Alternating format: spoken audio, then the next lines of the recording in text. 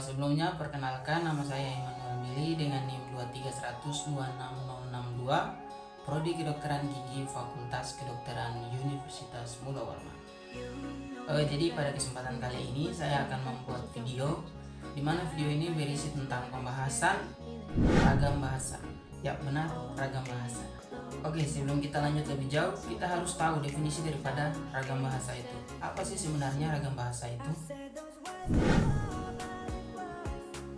Jadi ragam bahasa adalah variasi bahasa menurut pemakaian yang berbeda-beda, menurut topik yang dibicarakan, menurut hubungan pembicara, kawan bicara, orang yang dibicarakan, serta menurut medium pembicara.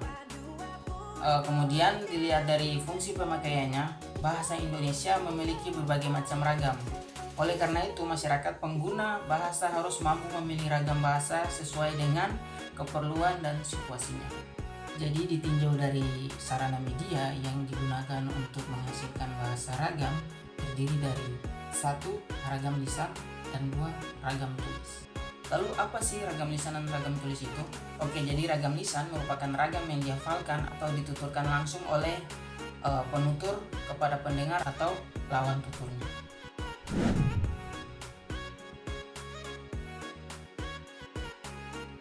Yang berikut adalah ragam tulis. Apa sih ragam tulis? Ragam tulis merupakan ragam bahasa yang dihasilkan dengan memanfaatkan tulisan atau huruf sebagai unsur dasarnya. Jadi, komunikasi yang terjadi tidak secara langsung. Sebagai contoh daripada ragam tulis, yaitu tulisan yang dimuat di dalam buku, majalah, dan juga surat kabar. Adapun perbedaan lain antara ragam lisan dan ragam tulis, yaitu ragam lisan sangat terikat dengan kondisi, situasi, ruang, waktu, dan apa yang dibicarakan secara lisan. Sedangkan ragam tulis tidak terikat dengan kondisi, situasi, ruangan, dan waktu. Nah, selain itu ada yang namanya ragam ilmiah dan ragam non-ilmiah. Apa sih ragam ilmiah dan ragam non-ilmiah itu? Oke, jadi berdasarkan penggunaannya, ragam bahasa ilmiah merupakan ragam bahasa dalam kegiatan yang bersifat ilmiah. Ragam ilmiah di sini lebih mengarah kepada penggunaan bahasa baku yang digunakan sesuai kaidah tata kebahasaan. Oke, selanjutnya adalah ragam non-ilmiah. Berdasarkan penjelasan yang tadi saya sudah jelaskan di atas, ragam non-ilmiah lebih mengarah kepada penggunaan bahasa yang tidak baku.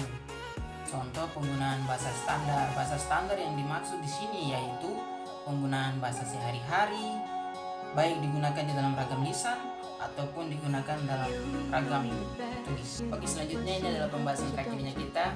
Kita masuk pada pembahasan laras bahasa. Apa sih laras bahasa?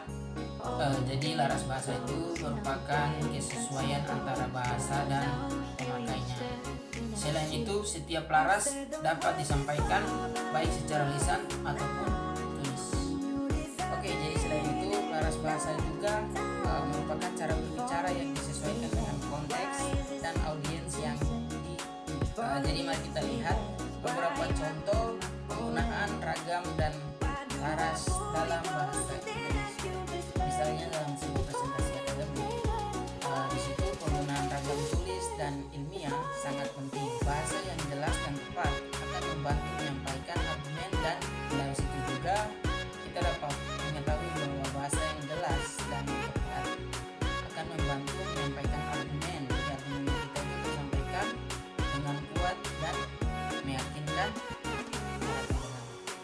Jadi dengan menggunakan ragam yang tepat dan laras yang sesuai, kita dapat menyampaikan pesan dengan jelas dan menghormati konteks yang ada dan membangun hubungan yang baik dengan orang lain atau dengan orang yang mendengar pesan dari kita ataupun presentasi dari kita.